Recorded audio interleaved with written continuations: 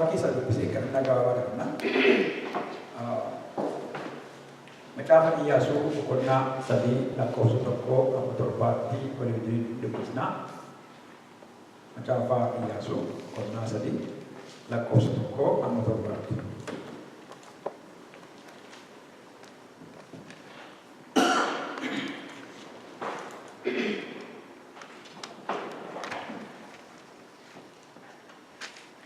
Maka Yesus sedang berbesar. Iyyaasuu fi Israa'eloonni hundinuu sheexamii ganama bariidhaan ka'anii gara laga Yordaanos hin dhaqanii utuu lagicha hin ce'in achumaa hin buufatan. Guyyaa 3 booddees warri geggeessonni iddoo buufataa keessaa deemanii namoota ajajanii saanduqa kakuu Waaqayyo Gooftaa keessanii isa Leewwonni warri luboonni baatan yommuu argitanii iddoo buufatanii kaatanii isa duukaa bu'aa. Isin kanaan dura karaa kana baatanii waan hin beekneef itti mul'ata. Isin kanaan dura karaa kana baatanii waan hin beekneef amma isa ilaaltanii yoo adeemtan saanduqa kakuu Waaqayyoo ilaaltanii yoo adeemtan ayyaana Waaqayyoo ilaaltanii yoo adeemtan geggeessaa Waaqayyoo ilaaltanii yoo adeemtan karaa irra adeemtan hin beektu. Haa ta'u iyyuu malee saanduqichi akka dhundhuma 2,000 isaanitti fagaatee haa deemu karaa caalaa itti dhiyaatinaa jedheni. Iyyaasuunis yommus jaraan Waaqayyo bor wanta dinqisiisaa isin gidduutti waan hojjetuuf of qulleessa jedhe. Iyyaasuun kana booddee lubootaan saanduqa kakuu ol fudhaatii jara dura bu'aa adeemaa jedhee. Kana irratti isaan saanduqa kakuu sanaa baatanii jara dura in adeeman. Waaqayyo ergasii Iyyaasuudhaan Musee wajjin akkan ture akkasuma immoo si wajjin ta'uu koo warri Israa'elotaa akka beekanitti ani har'a ija isaanii duratti nama guddaa si gochuu nan jalqaba. Ameen. Musee wajjin akkan ture, Musee wajjin akkan hojjedhe, ani har'a akkan si wajjin hin jiru. Onni koo akkasii wajjin jiru. Nama guddaan si taasisa. Kan immoo sabni warra kaan sabni Israa'elotaa akka isaan argan gochuudhaaf har'a kan jalqaba. Kana naaf baay'ee dhadhuu torban darbee utuu kadhannaa irra ture yeroo baay'ee gavarman shaddaa irratti tura waan ta'eef sa'aatii tiraafikii koo murteessuu nan tura. Hojiin qabnu amma guyyaa torbaa fi kanaaf anaaf gaarii naa ta'e maaliif narra turtti kanaaf sa'aatii rafitti dafee jijjiiree rafunan tura jechuudha. Kanaaf halkan sa'aatii 2 fa'aa sa'aatii 3 fa'aa yeroo tura fuula Waaqayyoo dura tura. Gaaf tokko garuu taa'ee maaliin yaadaa ture wanta keessa darbe wanta keessa dabarree taa'ee yaadaa ture. Mee si yaadachiisuudhaaf bara 2018 keessa waan dabarree yaadame. Isaan kaanii dirree lolaatti du'an. Isaan kaanii warra nama ajjeese. Isaan kaan immoo utuu dirree lolaa hin dhaqin manatti du'an, bakkeetti du'an. Xiyyaaraan galagalanii du'an, abiddi gubee du'an. Warri kaan immoo ganaa ijoollee waa hin beekne ijoollee daa'imman mana barumsaa dhaqanii mana barumsaatti namni dhaqee ol lixee ijoollee barumsaa daa'imman ajjeese. Bara akkasii keessa jirra. Warri kaan immoo bara itti guca qabsiisanii nama abaaran kanyiidhaan wal qoodanii wal rabsan bara akkasii keessa jirra. Keessa deebinee waggaa 40 duratti deebinee bara jibbiinsi ol ka'e keessa jirra. Yoo amma neetwoorkii ilaaltan CNN fa'aa kana ilaaltanii news channels yoo ilaaltanii haalli jibbi dabalaa irraa baay'ee. wal qoodu, wal jibbuun, wal tuffatu. Warri kaan naa darba jedhanii qe'ee isaanii dhiisanii, qe'ee abbaa isaanii dhiisanii, biyya isaanii dhiisanii ba'anii, ijoollee fudhanii ba'anii immoo jalaa dhufee tokkoon Ameerikaatti sinceenee tokkoon biyya isaaniitti namnee gidduutti ijoollee isaanii dhufee abbaa fi haati gaddaan garaan isaanii godhu ilaala. Warra kaan immoo abiddi lafa keessaa ka'ee hawaa ifaa yeroo abiddi akkuma nama qoraan walitti fuudhee gaasiitti namee guutuu abiddi gaafa warri kaan bishaan warri kaan lafti socho'ee nama 200 lakkaa'an 400 lakkaa'amanii dhumanii.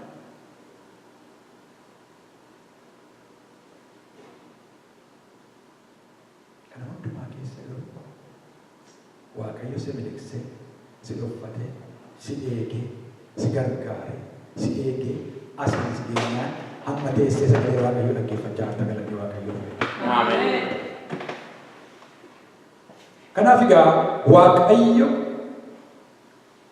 si ceesisa. Barri kun dhumeera.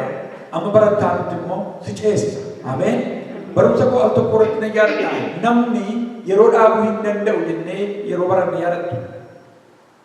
Bara dhaabuu hin danda'u namni. Yeroo dhaabuu hin danda'u namni. Yeroo inni adeema. Yeroo duukaa adeemuu qabda jedhee yeroo barsiisan yaadatu. Boleessi keenya silaa gaafa sagantaa gaggeessu guyyaa yeroo sana gara hinuma darbee amma bara Kiristoos deebi'ee dhufutti guyyaa sun deebi'ee hin jiru darbeeraa sirrii.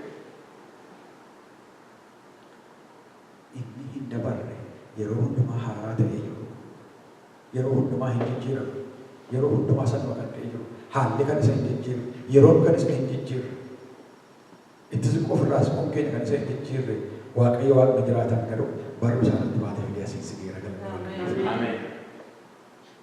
Kanaaf egaa sagalee har'aa keessatti waan gaggabaabduu ishee waliin ilaalla. Waaqayyo nama ceesisa. Mee Waaqayyo na ceesisa jedhaa. Ameen. Waaqayyo si haa ceesisu. Waaqayyo si ceesisa.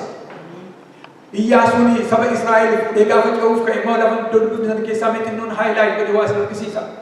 Wanta baay'ee isin dhibuu iddoo kun yeroo baay'ee dubbisaniitu garuu wanta miraakilii tokko isin argisiisa.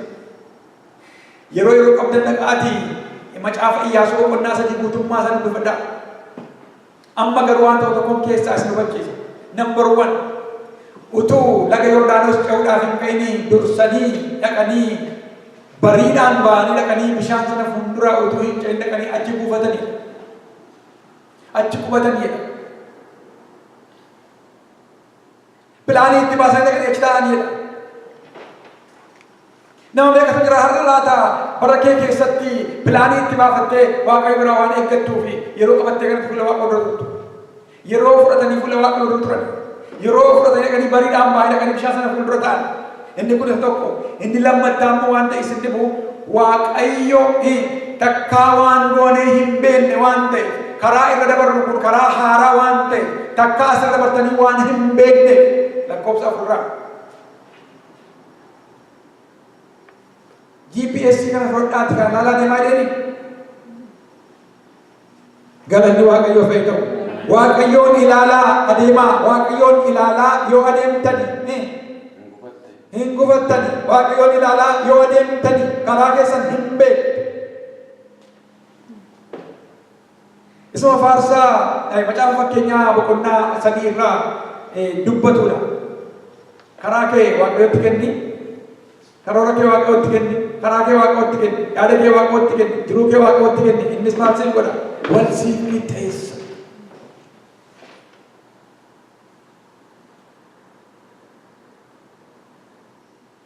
Waa'ee maalii haasa'aa jirtu? Waa'ee fiiwucharii haasa'aa. Fiiwuchariin immoo ansertanitii qaba.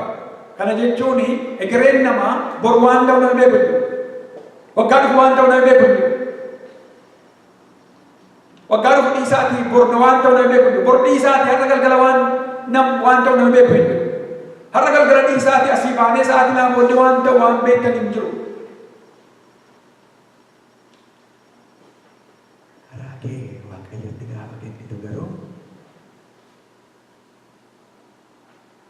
hin beekta. Isa si keessa jiru hunda Waaqayyotu beeka waan ta'eef. Inni beekaa waan ta'eef. Ameen. Kanaaf egaa isatti kennaa yeroo jiru agarra. Garuu waan ta'e isin poointiin koo isa miti. Dhaqanii gaafa bishaan Yordaanos ce'uudhaaf ka'an Sirriitti dhaggeeffadhaa. Dhaqanii bishaan Yordaanos ce'uudhaaf gaafa ka'anii isaaniin dura kan ture namoonni waa'ee Musee faas yaadachiisa. Museen gaafa Yordaanosiin ceesise maal godhe? Maal egaa yaa Waaqayyo Gibsiin baaftee kan keenya asitti raawwate gaafa inni jedhu Waaqayyo maal jedhe? Musee eeyyee gooftaa koo as hin jira. Harka kee keessa maaltu jira? Uleetu jira. Ulee kana immoo bishaan irratti diriirsi. Hin diriirsi. Isa booddee maal ta'e? Bishaan bakka lamatti rabe. Isa booddee maal ta'e? Hin ce'e. Amma garuu waan isin dhibu kan Musee irra isa caalu tokko daroon ta'uu agartuu asirratti. Kan Musee irra caalu akkas ta'e. Seenaa kana gabaabsee waan isinitti himee yeroon sun yeroo itti midhaan galfatan keessa ture. Ji'a afaan Oromootti sadaasa keessa ture. Around December. Bishaan bokkaan baay'ee rooba. Kanarraan kan ka'e Yordaanos isa irra caalaa baay'ee guutee jira. Akka durii isaarra hin caalaa baay'ee dabalee jira. Garuu lakkoofsa afurratti waan dubbateera. Isa laaltanii yoo adeemtanii karaa keessan hin beektu. Ameen. Kanaaf egaa maal godhanii bishaanni hin ceene bishaanni gargar hin cinneef gaafa isaan lixan utuu bishaanni guutee jiru utuu bishaanni yaa'aa jiru utuu bishaanni gargar hin citini miila isaanii gadi keessa kaa'ani.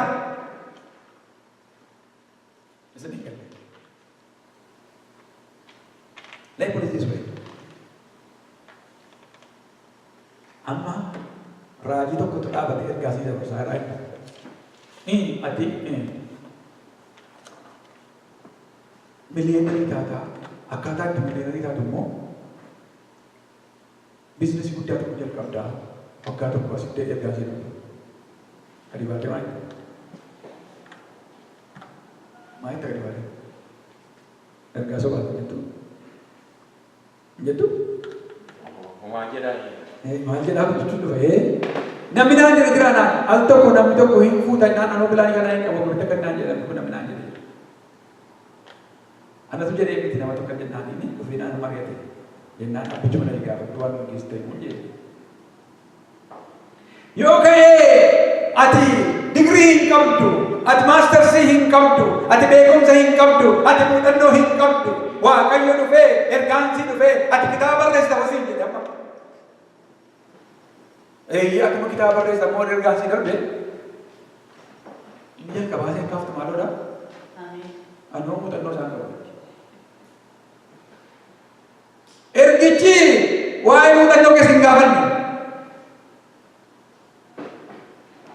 Waaqayyo kan inni jedhee kana goota.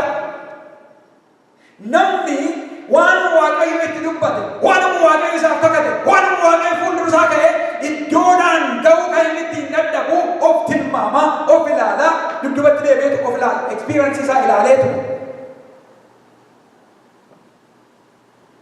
Anoo kana godhee beeku. Waaqayyo koo kana qabdaa isin gaafanne. Kana goota jedhe malee. ማል ቻንትራ እግዚአብሔር ተናገረ እኔም ይሄንን ሰማ ሪጋርድለስ ማልማ ቦታ ያለችው አማዩ ሲንገለ ወይቴ ዋቀዮ ከነጎዳ ሲንጀሌ ውስጥ ድበቴ ዋቀዮ ከነጎዳ ዋና እንጀሌ ነንጎዳ ጀቹ ነመለ ዋቀዮ ከነጎዳ ናንጀሌ ገሩ ኤኙማ ጎደ ዴቤ ጋብላሉ አን ኤክስፒሪየንሲንግ ቀወኝ ባይ ዘ ዌይ ዴፊኒሽን ኤክስፒሪየንስ is one in that. Any to make a definition experience? You know what experience means? Who does not mind you? Kanandra one pakurati na shakala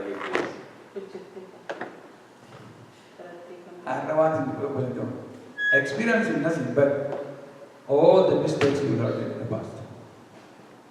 Mutannon what ko yum. Dogogora irrabarati dote.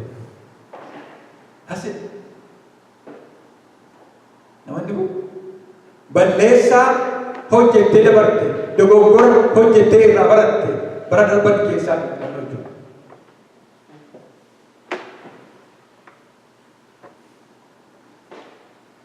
Fakkeenya namni maaliif sommii nyaatu? Sommii nama keessa. Kanaaf nyaatame. Summiitu marsiitu. Akka wanti wayita akka marsi nama jeesu. Namni tokko kaandoo marsi nyaatee dhufe. Akkasitti barame marsii akka nama jeesu.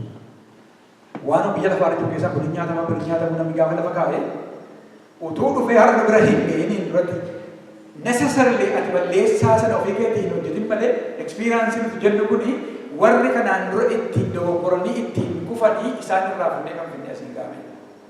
Inni kaan ofii keetii balleessee kan raafate. Abidda maaliif kan qabattu? Nama guba. Nama gubatee argite yoo jira kan ta'u baannaan immoo namni sitiin jedhanaan isa jalqabaa kan qabatee agartaa jira. Amma gawaayee Waaqayyootti gaafa hin deebi'u atoo ekspiriiyaansii keessa dabartee achi ga'uudha barbaadda Waaqayyo inni ekspiriiyaansii malee fuudhee nama muuxannoo hin qabne muuxannoo qabaachisu kana goota gaafa siin jedhu maaliif Waaqayyo wallaachuu qabdu? Sagalee Waaqayyoo kan jedhu inni ogummaa biyya lafaa kana biyyootti gad dabaluuf jecha wallaalotaan hojjechuu filate. Yeroo baay'ee amala Waaqayyoo yoo ilaaltanii waan hin taane fuudhee waan ta'u godha. Nama namni gate fuudheetu nama beekamaa godha. Duwwaa fuudheetu guutuu godha. Waan lubbuu hin qabne fuudheetu lubbuu itti godha. Kanaaf egaa Waaqayyo jireenya keenya keessatti kan inni godhe hamma bara darban keessatti nuu hin galle yoo ta'e har'a waa tokko si yaadachiisuu barbaada. Waaqayyo ilaaltee yoo deemte egereen kee bareeda. Waaqayyoon ilaaltee yoo deemte fuuldurri kee gaariidha. Waaqayyoon ilaaltee yoo deemte biizinasiin kee gaariidha. Waaqayyoon ilaaltee yoo deemte haasaan kee gaariidha. Waaqayyoon ilaaltee yoo deemte jireenyi kee gaariidha. Waaqayyoon ilaaltee yoo deemte gaa'illi kee gaariidha. Waaqayyoon ilaaltee yoo deemte fiicharii keessatti riskii hin qabdu. Isatu riskii keessirraa fuudha waan ta'eef. Kanaaf Waaqayyo si ceesisa. Si ceesisa Waaqayyo. Ameen. Waaqayyo kun egaa akkamittiin itu kana goota gaafa Waaqayyo siin jedhu akkamittiin kana godha anoo kana hin qabu hin jedhee maaliifan kana dubbachaa jira Waaqayyo nama dadhabaa fuudheetu jabaa godha. Waaqayyo isa humna hin qabne fuudheetu humna itti godha. Waaqayyo isa wallaalaa fuudheetu beekaa godha. Waaqayyo isa laashaa fuudheetu waldaa keessa utaalchisa. Waaqayyo giingee fuudheetu fiingee godha. Ati isa ilaali malee. Waaqayyo nama dadhabaatti humna godha. Waaqayyo nama aangoo hin qabnetti jabina godha. Sagalee koo miti sagalee Waaqayyooti.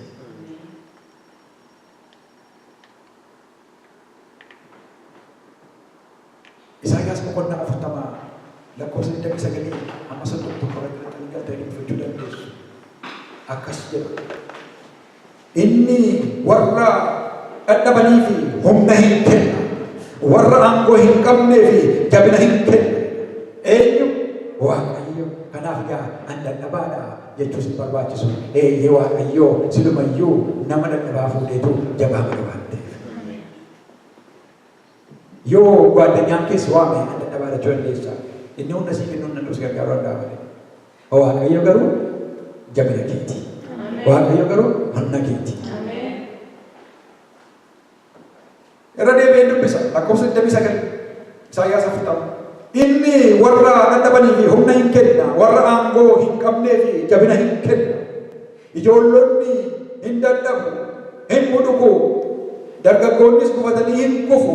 Warri Waaqayyoon abdatanii, abdiidhaan eeggatanii garuu humni isaanii hin haareffama, akka joobiraas hin balali'u. Warri Waaqayyoon eeggatanii, warri Waaqayyoon eeggatanii, warri Waaqayyoon ilaalanii, warri Waaqayyoon ilaalaa adeemanii, warri ija isarra kaawwatanii. Hundi isaanii haaraa adeema. Waaqayyo humna sii kenneetu nama dadhabaa fuudheetu humna sii kennee jabaa si godha. Nama dadhabaa fuudhee jabaa si godha. Ati immoo humna Waaqayyo qabaatti nanaan dhiyeeffatteetu ija kee Waaqayyo irra kaa'attee Waaqayyoon gaafa eeggattu humna sii dabalaa adeema. Ati jabaadhumaa jabaatti dabalamaa adeemta. Jabaachaa adeemta. Oluma jabaachaa adeemta malee gadi hin adeemtu. Galanni Waaqayyoo fayyadamu.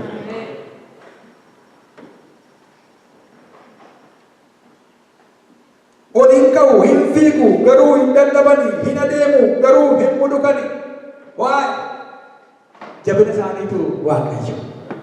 ulfina isaaniitu Waaqayyo. Soorsii yookiis immoo maddi humna isaanii, maddi aangoo isaanii, maddi jabina isaanii humna Waaqayyo waan ta'eef. Kun hundumtuu kan ta'uu danda'u garuu yoo nama hafuuraa taate.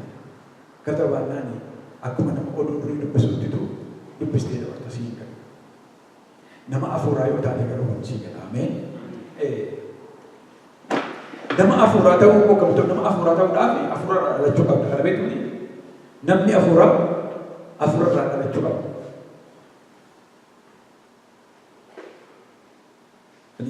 Namni adii tokko gurraacha irraa dhalatu. Amma waa'ee kallar yoo naasee namni adii tokko keessa gidduu jiraate abbaa faansaa al tokko abbaa manaa fi manaati jarri kun paastoroota lamaan isaaniiyyuu tajaajiltoota mucaa adii tokko qabu.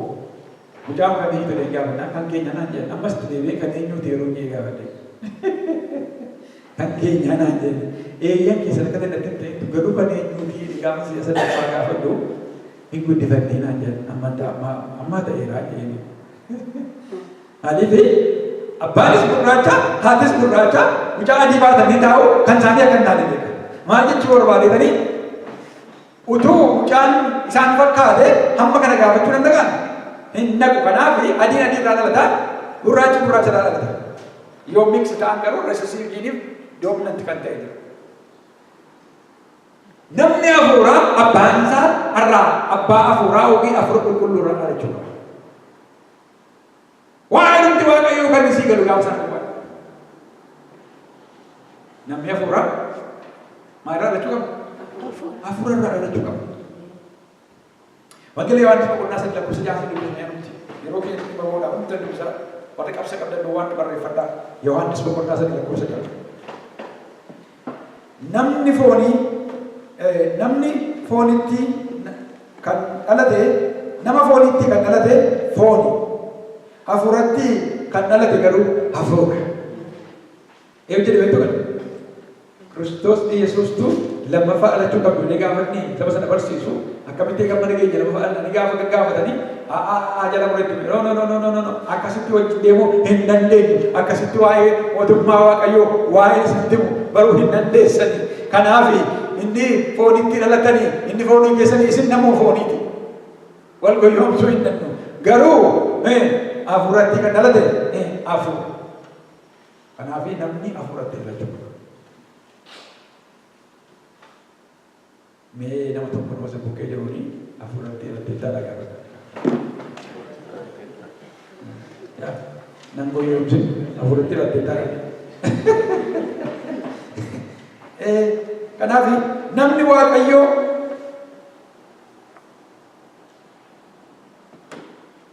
waan isaaf godhe hubachuu danda'u. Namni Waaqayyoo gargaarsa isaaf godhe hubachuu danda'u.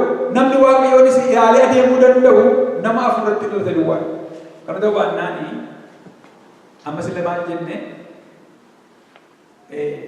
namni hubannaa qabu isa Waaqayyo isaaf godhe isa Waaqayyo fedhii asiin gahee galateeffata yeroo waggaa haaraatti yaada. Namni hubannaa qabu immoo gara fuulduraatti egaa badhee gaddaa si garatee dadhabee homaanaan goonee amma immoo waggaa kanatti immoo mina yaadu maal taatee Waaqayyo maanni maatiin jalaa ittiin gungummiidhaa jiru. Jadi kita sedang berapa Al tokko daa Facebook irraa maal dhagee bitu ijoollee durbaa sadii dhagaa gurguddaa baataniitu dhagaa gurguddaa baatanii karaa mandara keessa darbu akkasitiin qabatanii jedhanii dhagaa sadii ijoollee durbaa sadii baatanii dhaabbatu. Naayijeeriyaa keessatti fakkaata. Jalatti maaltu barreeffameera? Paasterii isaa waggaa kana ni heerumta jedhee eegaa yeroo jedhamu. Sini galee. Dhagaa baatanii ijoollee durbaa sadii dhaabbatu. Jalaa maaltu barreeffameera? Paasterii isaa waggaa haaraa kanatti hin heerumtu jedhee ergaa dabarsee eegaa yeroo jedhamu. Hin heerumne waan ta'eef paasterii isa ta'uudhaaf jechuudha. By the way, kunnillee akka jookiitti kaa'anii wanta isin dhibu isin keessaa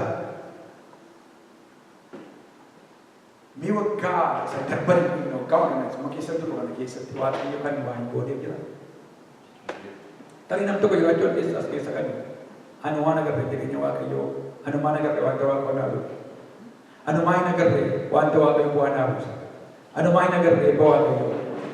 Hinuma natti dubbatama, hinuma natti raajama. Angaruu hin agarree Waaqayyo isa naaf jedhee eegeen nabe kan jettu jirta. Tarii nam tokko keessa jiraachuu keessa siif sagaleen qaba. Nama akkasiitiif faarsaa Daawit 24 is your prescription drug. Original faarsaa Daawit 24.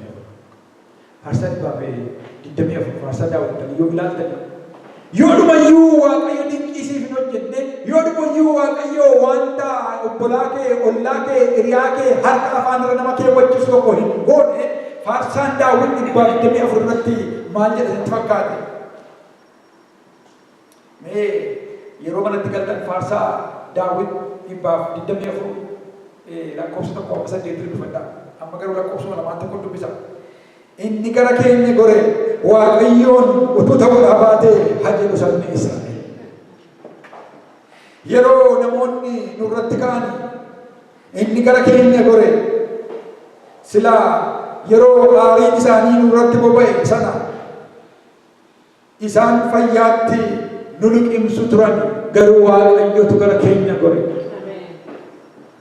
Kanaaf sila gaafan jalqabe namoota du'an ilaalaa, namoota badan ilaalaa, namoota gubatan ilaalaa, namoota bishaaniin nyaataman ilaalaa, namoota kudurree duulaa hin naqiniin fira dubbisuu manaa bahanii karaatti balaa tasaatiin du'an ilaalaa, ijoollee daa'imman immoo mana barumsaatti du'an ilaalaa.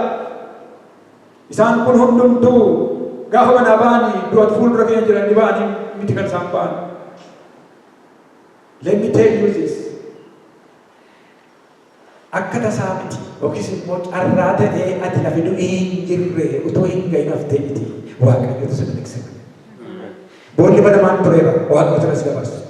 Gufuu qaramaan fuula kee bira tureera Waaqayyotu na si tarkaanfachiisa. Wanti lafee kee qabsuudhaaf sitti dhufe tureera Waaqayyotu isaaf si gidduu goree irra si dabarse.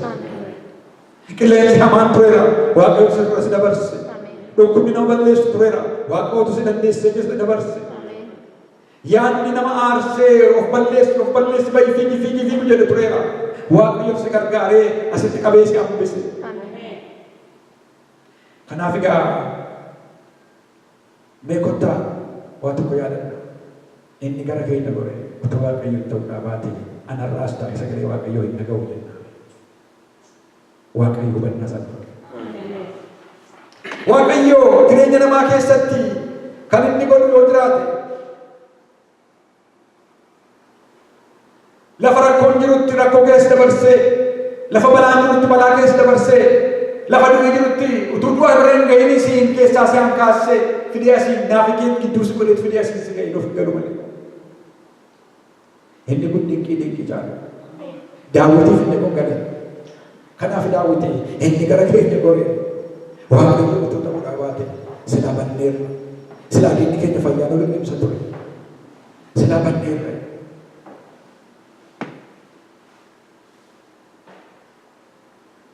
Waaqayyo biratti dabarsinaanitu karoorri diina asirratti hin hojjenne. Diina dhabdee miti. Diinni immoo si balleessuuf karoora siif kaa'uu dhiisee sitti fakkaate. Karoora diinni siif kaa'ee akka inni galma hin geenye Waaqayyotu godhe. Xiyya diinaa akka inni sirriitti hin hojjenne Waaqayyotu godhe. Wanti si balleessuuf qopheeffame tureera. Garuu sirriitti hin hojjenne. Wanti si waraanuuf siif akeekame tureera. Garuu si waraanne. Wanti si kuffisu tureera. Garuu si hin arganne. Maaliif beektaa? Waaqayyotu sirriitti kan hin hojjenne godhe. Isaayyaas 54:17 isin dubbisaa akkas jedha. Raajii Isaayyaas 54 lakkoofsa 17. Si balleessuudhaaf ni waraanaa yoo qopheeffame iyyuu si miidhuu hin danda'u. Dubbiin warra firdii duratti si hammeessaniis hin busheessita. Kun wanta garboonni koo ana biraa argatanidha. Isaaniif dhugaa baasuu dhasi jedhee Waaqayyo kana dubbateera. sagalee kooti kun sagalee keenya obboleessa qaba si balleessuudhaaf diinni wanti ni kaa'e sirratti hin hojjetu maaliif humna Waaqayyoo si keessa jira Amen. arrabni namaa sirratti hin hojjenne yoo hubadde jedhanii gungummiin namaa kan si eegaa ture sirratti hin hojjenne tarii as keessa jiraachuu hin dandeessa bara dhumma dabarre kana keessa waggaa 2018 keessatti namni akka jireenyaaf hin jiraanne qismii kee cabsuudhaaf yoo dheeboo sitti darbachuu baate arraba isaa sitti darbatee si madeessa jiraachuu danda'a ati garuu achuma jirta Amen. namni nama keessatti si maqaas balleessuudhaaf namni nama keessatti si qaanessuudhaaf namni nama keessatti si awwaarruudhaaf dhufee hidhatee ka'ee diinaaf ajajamee gaangee seexanaa ta'ee hojii seexanaa iddoodhaan ga'uudhaaf dhufee yaada isaa sirratti urgufate jiraachuu danda'a. You know what? Sirratti hin hojjenne. Ati iddoo keetiin tolchoon ittuma jirta. Amen. Galanni Waaqayyoo fayyadamu. Amen. Galanni Waaqayyoo fayyadamu. Amen. Inni darbannaa diinaa si oolchee gufuu qaramee irra si utaalchisee boolla banamaa irra si dabarsee karaa kee irratti eegee yeroo karaa irraa dogoggortuu fidee karaatti deebisee yeroo ati isa baqattu sossobee ofitti si qabee yeroo ati isa balaaleffattu inni didee jaalala duwwaa si argisiise yeroo ati abbaa koo miti jettee Waaqayyoon dhiistee Waaqa irratti gungumtu inni immoo lakkii ani abbaadhuma keeti ati mucaadhuma kooti ani sin jaalladha kunoo an balbaldoo dhaabadhee hin jira ati balbala keenatti himani obboleessa koo mucaa koo obboleetti mucaa koo garbittii koo garbicha koo ani si wajjinan ta'a jedhee obsaan si eeggate inni araaraan si eeggate Waaqayyo Waaqni jiraataan fidee amma si ga'eera. Amen.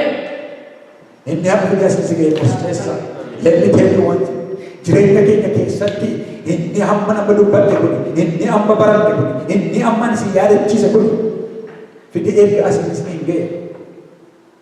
Iyyaasuun boqonnaa sadii lakkoofsa 4 jeera deebi'a. Egaa karaa amma kana irra deemtanii hin beektan. Ce'uudhaaf karaa keessan akka hin dogoggorre isa ilaalaa deema. Egaa 2018 akka itti dabarreerra 2019 qottaamee isa ilaalaa deemna. Karaan keenya wal qixxaata. Isa ilaalaa adeemna. Karoorri keenya wal qixxaata. Isa ilaalaa adeemna. Bilaan itti baafannu wal qixxaata. Ija keenya sarara kaa'annee adeemna. Adeemsi keenya hin sirraa. Gufuun nun argatu. Amen.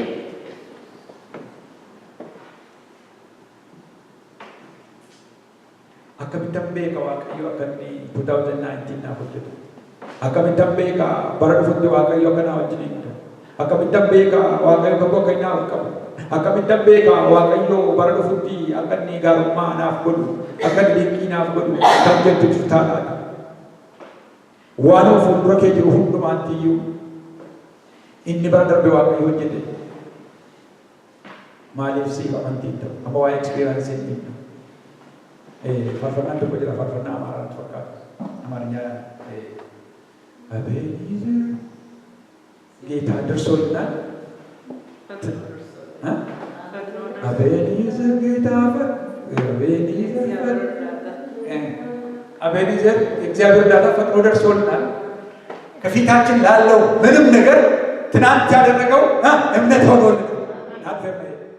ከፊታችን ላለው ነገር ማንኛውም ነገር ከኋላችን እግዚአብሔር ያደረገው ትናንትና ያደረገው ለኛ እምነት ሆኖልን ከሌስ ከና ደበርሰ Waaqayyo har'ana wajjinta ከሌስ inni ነባሰ Waaqayyo itti nafufsiisa ከሌስ inni jalqabsiisa Waaqayyo naxumursiisa. Amen. Amen.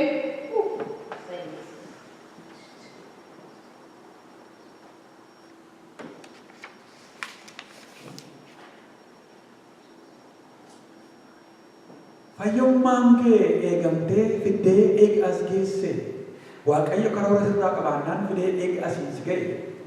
Let me tell you brother, hin dogoggorina. Dhugumaan isin jedha. Kanaan dura baay'ee dubbadheera. Namoonni seexanni yoo jiraate jedhanii seexana ifatan. Jala muree sitti beera baay'ee. Seexanni jira, darbannaan seexanaa jira. Seexanni jira, lolli seexanaa jira. Seexanni jira, ari'annaan seexanaa jira. Seexanni jira, gufuu seexanni kaa'u jira. Seexanni jira, xiyyi seexanni sitti darbate jira. Inni sitti darbachuu hin dhimne Waaqayyotu akka itti gufne si eege malee. Amen. Daawiti akkas jedha. darbatamullee akka kufutan darbatame garuu Waaqayyotu na gargaara. Darbatamullee darbatameera garuu Waaqayyotu na gargaara. Daawit irraa waan baay'ee barata. Faarsaa Daawit boqonnaa 118 qola qabsa qabatan. Faarsaa Daawit 118 lakkoofsa 13 irraa akkas jedha. Darbatamullee akka kufutan darbatamee ture. Waaqayyo humna kootii fi faarfannaa kootii inni fayyina koo anaaf ta'eera.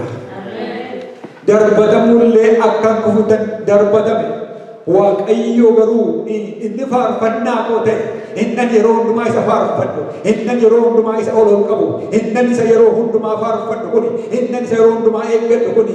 Innan isa yeroo hundumaa ol kakaasu kuni. Innan isa yeroo hundumaa ijarra kaa'adhee jiru kuni akkan hin kufne godhe malee. Daawit darbatameera. Hin kufne garuu. Seeteen si darbachuu hin deemne. Rakkoo si darbachuu hin deemne. Yaada mataa keetti si darbachuu hin deemne. Ati hin kufne garuu. Yoo kuftes achitti namne hin kaate galanni Waaqayyoo fudhata. Darbatamtee achitti namne hin kaate. Dheeboon sitti darbatame keenyan itti dhuma. Daawititti isaa ol dheebuu darbate. Isa darganne. Keenyatti fudhate iddoo isaa. Maaliifi isaa wajjin Waaqayyotu jira waan ta'eef. Kun hundumtuu maaliifi Waaqayyo mana asii qaqqabsiise fiixaan si baasisiisaan jedhe. Nageenye. Waaqayyo inni si qaqqabsiise fiixaan si baasisaan jedhe. Ameen.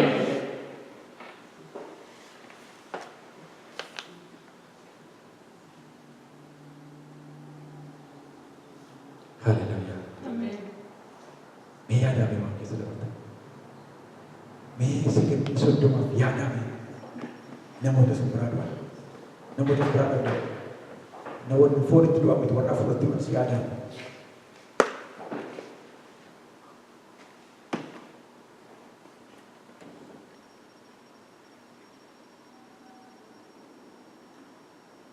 Amma gaa keessatti deemna. Waaqayyo na ceesisa. Jenami Waaqayyo na ceesisa. Waaqayyo na ceesisa. Waaqayyo na ceesisa. Waaqayyo na ceesisa. Waaqayyo na ceesisa. Waaqayyo na ceesisa. Waaqayyo na ceesisa. Waaqayyo na ceesisa. Nancha. Nancha. Nancha. Nancha. Nancha. Nancha. Amma immoo Waaqayyo isa si keessatti jalqabe sana fiixaan baasuudhaaf si ceesisa. Isa hojii isaa si keessatti jalqabe sana iddoodhaan ga'uuf si ceesisa. Filiphisius boqonnaa tokko lakkoofsa ja'a mee waliin dubbifna. Gara warra Filiphisius boqonnaa tokko lakkoofsa ja'a. Mee baafata jirtu? Nan dubbisa. Waaqayyo inni hojii gaarii isin keessatti jalqabe hamma guyyaa Kiristoos Yesuus deebi'ee dhufutti fiixaan akka baasu nan amana. Waaqayyo hojii gaarii si keessatti jalqabe obboleessa koo. Waaqayyo hojii gaarii si keessatti jalqabe obboleettii koo. Fiixaan utuu hin baasin biyya lafaa gaaraa hin dabartu. Ati duwwaan isa ilaali. Akkaataa itti Waaqayyo isiniif hojjetu ni himu. Gochaan waan isinii godhu irratti galateeffadha. Waan waan isinii godhu irratti galateeffadha. Harka isaa diriirsee fidee asiin si ga'uu isaa duwwaa galateeffadhu. Kanumaan beektaa garaa Waaqayyoo raasu. Ulfinni ati Waaqayyoo barbaaddu. Asfaa gaafas faarfannaa tokko faarfate nan yaadadha. Ejjuun ዘርግተው ጌታ ባይረዳን ከእኛ ጋር ሆኖ በችግራችን ባይታደገን እንደዚህ ፈጥኖ ረግረጉ ውጦን ልንጠፋ ነበር ብርሃን አትሞ ዛሬ ግን ድነን በሕይወት አለን ኢየሱስ አድኖ utuu Waaqayyo harka isaa diriirsee fidee nu dabarsuudhaa baatee dhoqqeen sun nu liqimsee ture. Har'a garuu lubbuudhaan jirra, jireenyaan jirra. Eegee fidee bira dabarsee asiin nu ga'ee inni nu fayyisee inni nu gargaare jedhee faarfata waan dagaleeftu jira. Kanaaf egaa waa tokkoon isiniif garaa sabaa dhufuuti. Qoddaa yaada keenya jijjiirannee wanti hafe nu taafu Waaqayyo yeroo laata. Wanti hafe nu taafu Waaqayyoon eegganna. Wanti hafe nu taafu karoora Waaqayyoo keessa of galchina. Macaafuma illee bantee gaafa dubbifattu isin warra koodii kana dhaggeeffattanis macaafuma bantee gaafa dubbiftu Waaqayyo kunoo akkas godha waan gaarii tokko yoo dubbiftee asirraa sagaleen Waaqayyoo kun amanamaadha. Waaqayyo sobee hin beeku, Waaqayyo hin sobu, anaafis kanaa taatee yoo amante inni isteeppii hin taane egaa Waaqayyo kan egaa amana siyeerraa waddaa ta'e hin qabu. Jarri kun maal godhan? Ansi dunkaan ta'a. Akkuma Musee wajjin ta'e si wajjiniin hin ta'a. Har'a si wajjin hojjechuu koo nan jalqaba. Waaqayyo kan jedhu waa dhagaan. Kana erga dhagaanii jarri kun maal godhan? Bishaan Yordaanos guutee jiru dhaqanii miilla keessa kaa'anii. Yeroo dhuma isaan miilla keessa kaa'aniidha. Dhageen dubbisan iddoo sana. Maaliif akkasitti yoo ture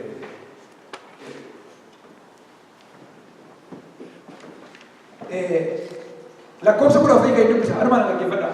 Lakkoofsa 14 kan dubbisa. Sa'aatii keenya gabaabsuudhaaf immoo gooti dubbisaa dhaggeeffadhaa. Macaafa Iyyaasuu boqonnaa 3 tan deebi'e lakkoofsa 15-16 barbaada garuu 14 kan dubbisa. Yommuu sabni laga Yordaanosiin ce'uudhaaf iddoo buufatanii ka'anii luboonni saanduqa kakuu baatanis isaan dura bu'anii hin adeeman. Lagni Yordaanos guutummaa ji'a midhaan sassaabamu keessa waan guuteef ammas guutee manii isaa keessaa bahee ture. Manii isaa keessaa bahee ture bishaanni kamiyyuu erga iddoo big point isaa qaba. Iddoo jiru sanarra gaafa baay'ee roobu maal ta'a lafa silaa iddoo qooraa namni dhaabbachuu danda'u iyyuu bishaaniin guuta jechuudha. Do you remember something? Rajidaan boqonnaa 3 irratti gaafa abiddatti daraga darbachuuf ka'an jarri gaafa isaan cimoo ta'uu isaanii arganii isaaniin doorsisanii maal godhan abidda dachaa 7tti dabalan. Asiis kunoo bishaanni kuni irra ol ka'eedha. Amanni seexanaa yoo jiraate gaafa kutattee kaatee amma Waaqayyoof hin hojjedha bakka inni kaleessaa koo hawwa gaa haaraadha yaada haaraadhaan hin ka'a jettu. Kudhaan isaan dabarsiisanii Waaqayyo see eeggatu. Egaa namni hubannaa hin qabne inni isa. Namni hubannaa qabu garuu Waaqayyootu akeeka biraa qaba kanaafitu inni kun natti dhufe. Waaqayyoon mana biraa qaba. Waaqayyotu waan naan hojjetu qaba. Kanaaf kun dhufe jedha irra tarkaanfata jechuudha. Ameen. Waaqayyoon waa gargaara. Kanaaf lagni kun hin guutee maan isaa irra darbeedha. Haa ta'u iyyuu malee luboonni warri saanduqa kakuu baatanii laga Yordaanos ga'an miilla isaanii hidhii bishaanichaa keessa kaa'anii akkuma isaanii miilla isaanii hidhii bishaanii sana keessa galchanii lakkoofsa 16 bishaanichi yaa'uu dhiisee hin dhaabbate. Inni gararraadhaan gadi yaa'aa jiru ol ka'e hamma mandara Adaam isa Zaareetinitti dhiyoo jirutti ol fagaate. Bishaanni gadi yaa'uu dhiisee dhaabbatetu keenyanuma ta'e. Akkas cite bishaan as cite bishaan akkas cite lafa duwwaa ta'e. Isaan maal goonaan isaan keessa midhaani.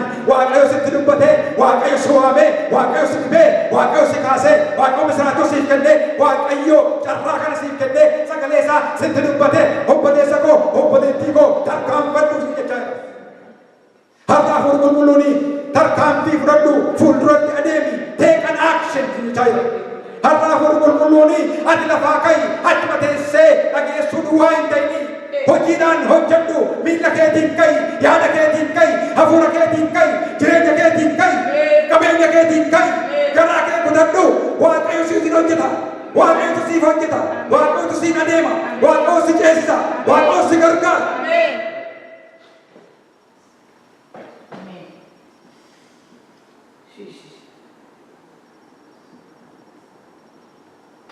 Mee Realitii kanaanii bara haaraa yoo simanne guyyaadhaa guyyaatti dinqii Waaqayyoo argita. Guyyaadhaa guyyaatti ulfina Waaqayyoo argita. Guyyaadhaa guyyaatti hojjechuu Waaqayyoo argita. Sidawwaa miti sagalee Waaqayyo Musee Iyyaasuudhaaf kakate. Ilaayaa Iyyaasuu akka Museedhaa wajjin hin ta'e akka Musee wajjin hin ture. Ani immoo har'a jalqabee nama guddaa si taasisa. Sabni warri kaanii akka si wajjin hin jiru sirratti argu. Sidawwaa miti saba warra kaanii sirratti argu. Hiriyaa kee sirratti arga. Mandaratu sirratti arguu jalqaba. Nama kan biraa sirratti arguu jalqaba. Inni kaleessaa maalummaa keetiin si beeku. Maanni atoo nama haaraa taate. Maanni abbaan kee jireenyi kee kuni. Atoo yeroo hundumaa hin gammadda. Atoo yeroo hundumaa hin tarkaanfadda.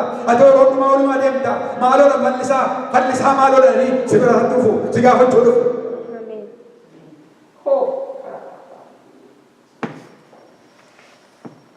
Waaqayyo sitti dubbannaan kayya deeme. Waaqayyo daandii siif bannaan kayya taane. Waaqayyo balbala siif bannaan irratti hojjennu. Ololuma malee gadi hin gaatu. Waaqayyo immoo Waaqa dhabbiiti. Waaqa du'aa jiraachisuudha. Waaqa duwwaa guutuudha. Waaqa hir'uu guutuudha. Waaqa waan hin jirre jiraachisuudha. Waaqa okkolaa fuudhee utaalchisuudha. Waaqa lafee gogaa fuudhee lubbuu itti